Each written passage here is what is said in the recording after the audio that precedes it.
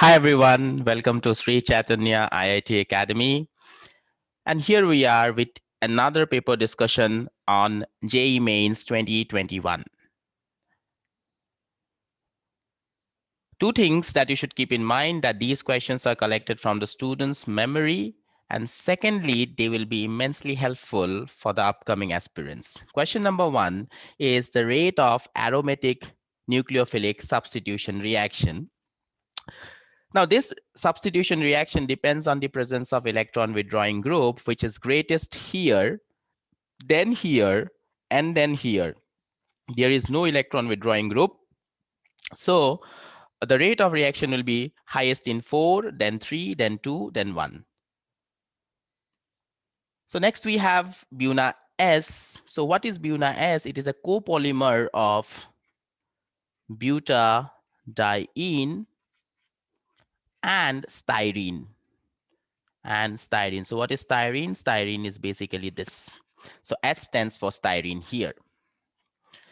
Next, the conversion of nitrobenzene. So this is my nitrobenzene. Now, if I do a bromination here with a suitable Lewis acid, you are going to get a bromine at the meta position. Why? Because NO2 is an electron withdrawing group. This followed by Stephen's reduction will fetch you a NH2 here. That means it is going to reduce the nitro group to NH2. Thereafter, if we use NaNO2 HCl, a diazonium will be obtained, keeping the bromine intact, which if we react with CuBr and HBr, which is nothing but Sandmeyer's reaction, this diazonium will be replaced by a bromine, and one bromine was already there, leading to 1,3-dibromobenzene. Next is inline a conversion where we can see that this keto group has been reduced to a alkane. Now this particular work is done by two reagents, Clemenson reagent and Wolff-Kishner reagent. We can call them reduction as well, whereas ketone and aldehyde groups are reduced to alkane. But then we have lone pairs here in this particular substrate, as well as pi electrons are there. So they are sensitive towards acid. And so we cannot use Clemenson. Rather, we'll be using Wolff-Kishner, which is option number 1. Next, we have a match the column. Here, some substances are given in the left-hand side, and we have to match them to their categorical name. So without anything, you should know that morphine is a narcotic analgesic. So one matches with Q. Norethindrone is an anti-fertility drug. Valium is a tranquilizer. Deficiency of vitamin B12 causes pernicious anemia. Here we have two statements. First statement says that BOD is a parameter that can be helpful for the survival of aquatic life. Yes, BOD stands for biological oxygen demand. If the impurities are high, then biological oxygen demand is also high. So when the biological oxygen demand is high, then it indicates impurity. So it's an important parameter. So what's the optimum value? Depends on various categories of water bodies. Say, for example, drinking water, it should be less than 1 mg per liter. That makes statement number 2 incorrect and statement number 1 correct, which means option 1 is my appropriate answer. Next, we have the synthesis that is named as Gabriel Thalamite synthesis. Now they are asking how many amines can be prepared, right? So here, you please go through the thing. What is the keyword that is important? By this method, we always prepare 1 degree and aliphatic amines. So if you can remember these two words, straight away you can eliminate 1 and 2. So you're left with 3 and 4. Next, we have an alkyne in line, and the reagent given is HgSO4 / dilute H2SO4. So what does this reagent do? This reagent does acid catalyzed hydration. Acid catalyzed hydration, right? Say, for example, we start with a 3-carbon alkyne, and we try to do this reagent here. So what it will do, it will end up getting a product which is Markovnikov addition product of water. So you're going to add water in Markovnikov style, and when you do that, you get this. Now this is the enol, and we know keto form is more stable, so it will instantly get converted into the ketone, and you will end up getting this one, not an aldehyde. So we cannot obtain number 2. Rest can be obtained. So here the appropriate answer is 2. Next we have diazonium salt of which of the following will give a colored dye on reaction with beta naphthol. So this is again straightforward. You require first of all aniline, right? No derivative of aniline will work. Aniline, it contains 2 hydrogen here, right, which is essential for the formation of diazonium. Here we do not have 2 hydrogen, here no hydrogen, here 2 hydrogen is there, but then it is not aniline, it is away from the nitrogen atom, is away from the ring. So such formation of diazonium will not occur as it will not be stabilized by resonance. So appropriate answer is 4. Next, we have I minus 3. So if you go by the steric number, the steric number will come out to be number of sigma bonds plus lone pairs. Sigma bonds is 2 and lone pairs is 3, which indicates 5. And so we have a TBP geometry here, trigonal bipyramidal geometry. Keeping one of the iodine at the center, we try to draw this geometry. Now, since we have 3 lone pairs, they are having a preference to occupy the equatorial position. So we'll put the lone pairs here and the other iodines here. So if we ignore the lone pair, it is a linear geometry with a bond angle of 180 degrees. Next, we have some statements, kinetic energy, frequency, and other things. Let us check. If you go by Bohr model, mv square is equal to by r, that is the centripetal force, is equal to the nuclear force kze square by r square. You simplify it a little bit, multiply by half in the both side. Now what I'm doing is that I'm replacing this r, a naught n square by z, so z will come up. And this whole thing will change into half some k times z square e square by n square and a naught. Now you see left hand side is kinetic energy. You remove the constants, proportionality will appear, and it is proportional to z square by n square. So A is correct. Regarding velocity, we know it is 2.18 into 10 to the power 6 multiplied by z by n meter per second. So again, it is not correct. Here we have frequency. So this particular term is again not correct. You go for electrostatic force. Yes, electrostatic force is nothing but this value, that is k into q1 multiplied by q2 divided by r square. So here we have k e square z. What is r? A naught n square by z, again whole square. So when you simplify this, uh, z will come at the top and it will become z cube, and here we'll be left with n to the power 4. I'm not considering other constants. Let me name them as c. So when you, this is your electrostatic force. So when you remove the constant, proportionality will come and it will be proportional to z cube by n raised to power 4. So D is also correct, which makes 1 appropriate. Next is the incorrect statement. So whenever you have something like incorrect, you try to underline it because mostly we go for the correct ones. Option 1 is Cr2O3 is amphoteric. Yes, it is amphoteric. RuO4 is an oxidizing agent. Yes, it is also true because in this particular compound, you are having Ru in the +8 state. Now, this is the highest oxidation state that is exhibited by any element. Other than this, osmium also does that in this particular compound. Now, when anybody is present in the highest oxidation state, so it will have a tendency to act as an oxidizing agent. So that's also correct. Now here, this particular compound can be broken down into VO plus 2, SO4 2 minus. Now this VO plus 2 is having V in plus 4 and O in minus 2. As a result, we have a plus 2 here. Now B plus 4 has a tendency to go to B plus 5. So it is having a tendency to get oxidized. So it will act as a reducing agent. So 3 is also correct. But 4 appears wrong. Why? Because the color of ruby is not because of CO plus 3, but because of Cr plus 3. Next, we have order of melting points. Now, this melting point, it depends upon what? It depends upon lattice energy. Now, lattice energy is directly proportional to charges that is present on the cation and anion, and also inversely proportional to the internuclear distance. That means the distance between the cation, center of the cation, to the center of the anion.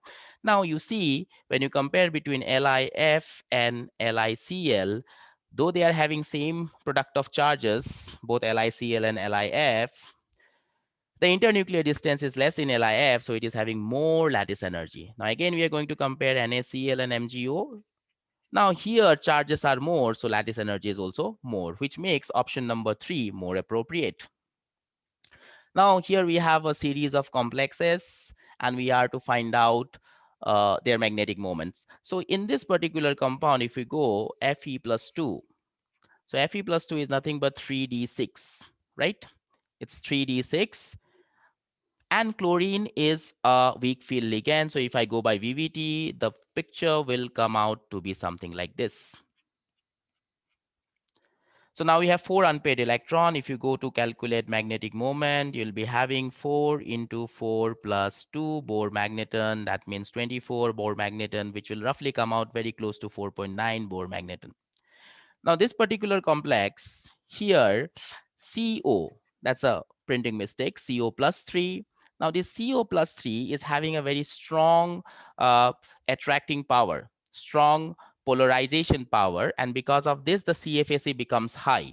And also because of a ring forming tendency of oxalate, it is a very stable compound. So here the CFAC is very high and oxalato acts like a strong field ligand, and CO plus 3, which has a configuration of 3d6. Now, if the ligand is acting like a strong field ligand, the number of unpaired electrons will be 0. So N is 0 here. So as a result, mu M will also come out to be 0. So only one option satisfies that. So 1 is most appropriate. Next, we have alpha sulfur, beta sulfur, and S2. First of all, what is this alpha and beta sulfur? They are S8. Now, you know the structure of S8? Yes, crown shaped. And this is diamagnetic. Whereas S2, the structure is very much similar to O2. Now, from MOT, we know that O2 is paramagnetic. So therefore, S2 is also paramagnetic. Both of them are paramagnetic. Now, which can be used for clotting of blood. So blood is very important, and you should know many things about blood. One of them is it's a negatively charged sol. If it is a negatively charged sol, which ion will be responsible for coagulation?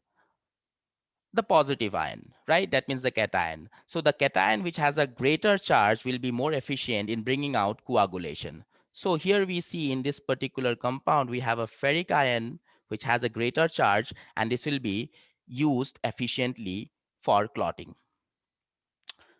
We have this particular reaction, and from here we can find out the delta G of this reaction, which will be nothing but minus 1.4 into 10 to the power 5 minus 3 into 2.4 into 10 to the power 5.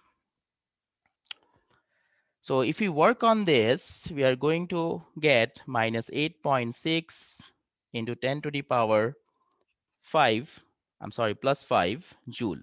Now delta G of the reaction can be also written as minus 2.303 R into T log of K.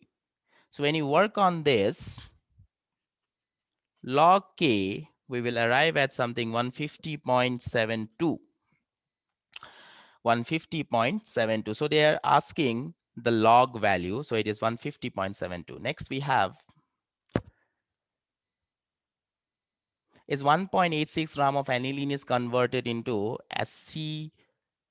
acetanilide. Pardon my pronunciation, acetanilide. So what is this process? Let me see. This is aniline. I'm writing in a condensed form. and we can convert it by using acetic anhydride or some derivative of acetic acid in pyridine, and we can get this.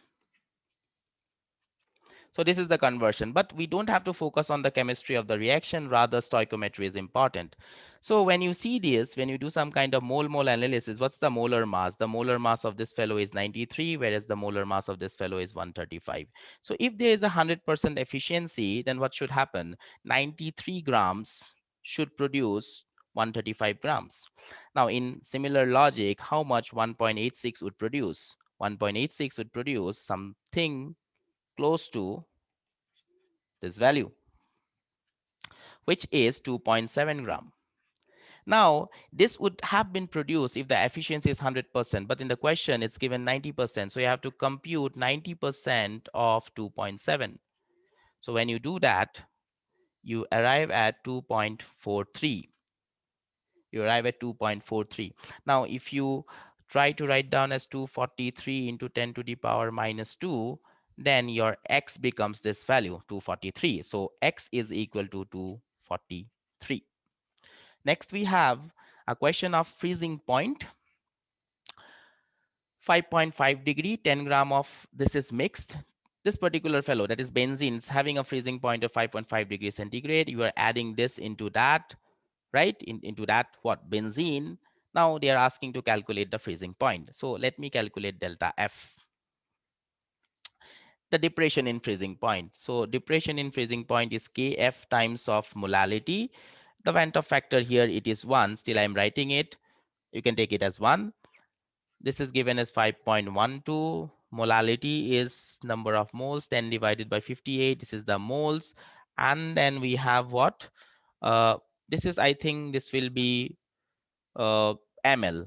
Otherwise, gram will not suit. Make it ml.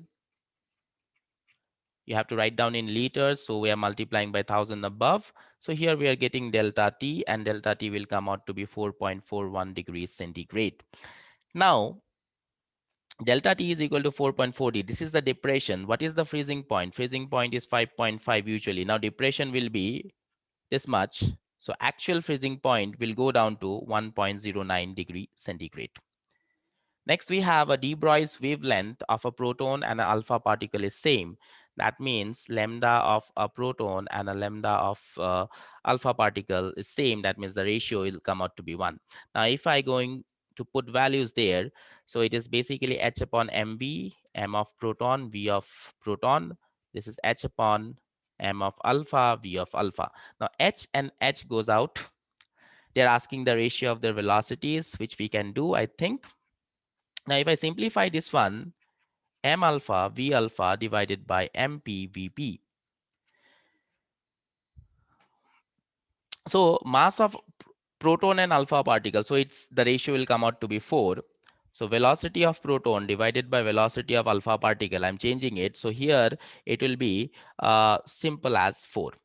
So if you cross change it, the answer will be this one.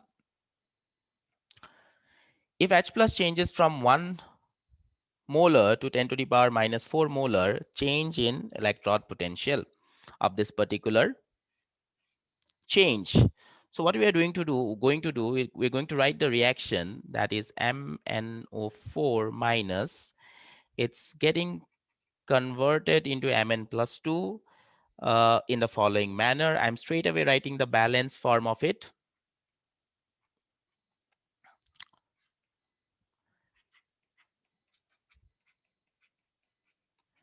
So if I write down E1, that means when the pH is 1 molar, so what will I write?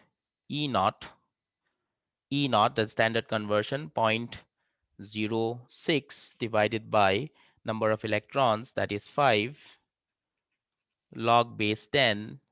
You'll be having the concentration of Mn plus 2 at the top divided by concentration of H plus raised to power 8 multiplied by concentration of MnO4 minus. Now, in the question, if you observe, they have given you this data. When I use this data there, and H plus concentration is also 1, because H plus concentration is given as 1 initially. So this E1 will come out to be E naught.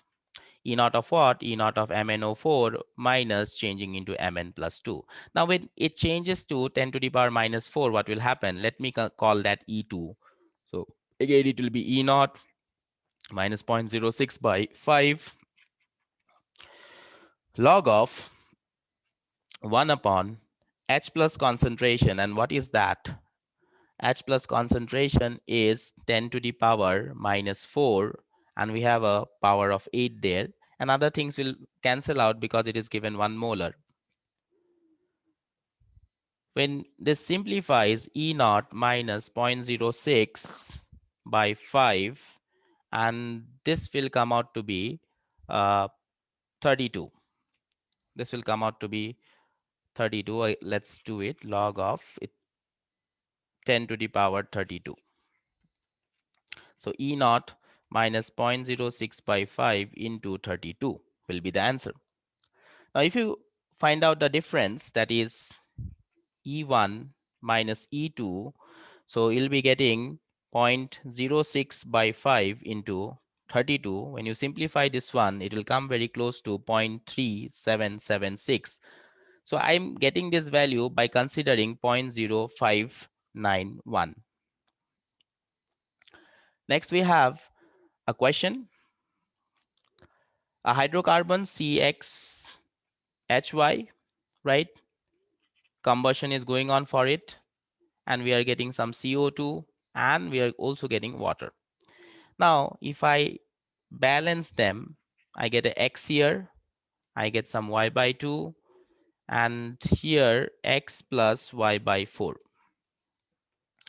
Now, when we do the volume analysis, this one is VML, then how much oxygen is required? They are saying we require 6V, and what we get 4V of CO2. Now, clearly, by the simple stoichiometry, you're saying 1 mole of this particular compound is giving you X moles. So that means what? X has to be 4. So from here, we can directly get X is equal to 4, because it is saying that you're getting from VML, you are getting 4 VML. If this is 4, right, and if this is V, then from V, you are getting 4V. That means what? X has to be equal to 4. Now, if X is equal to 4, we can use this data, right? X is equal to 4, so Y by 4 is equal to 2. So that means what? Y is equal to 8. So next we have, there's a first order reaction. Uh, Simply, we find the fraction, that is 1 upon 2 to the power n. Now, how to find out this n? What is the time given? That is 9 hours divided by 3.33, right? So they are asking the fraction after 9 hours. So that's what I'm doing. I'm just calculating the fraction directly. 2 to the power n. N is equal to 9 divided by 3.33. This is roughly 2.7. So the fraction is 2 raised to power 2.7. Now log 1 upon f. Now log 1 upon f, when you do it, log 2 raised to power 2.7. And this will become 2.7 into 10 to the power, not 10 to the power, it is 0.3, and this becomes 0.81. So when you multiply 100 with this particular value, this thing will turn into what? It will turn into 81. So 81 is the correct answer. Now we have to find out the volume. The volume can be written as nRT by P using the ideal gas equation. Now, what is the moles? 4.75 is the mass divided by the molar mass. That will be C2H2, that is 26. What is R? Everything is given in some other value. So I'll take R to be 0.0821. Temperature is 273 plus 50, 323. Now this divided by pressure. Pressure is 740. You convert it into atmosphere divided by 760. So you will get volume in liter, and it comes out roughly around 5 liters. So next, that's it. One question is not there. Maybe we missed it, as it is totally based on memory. So that's all. Hope you did it well. hope for the best. Thank you very much.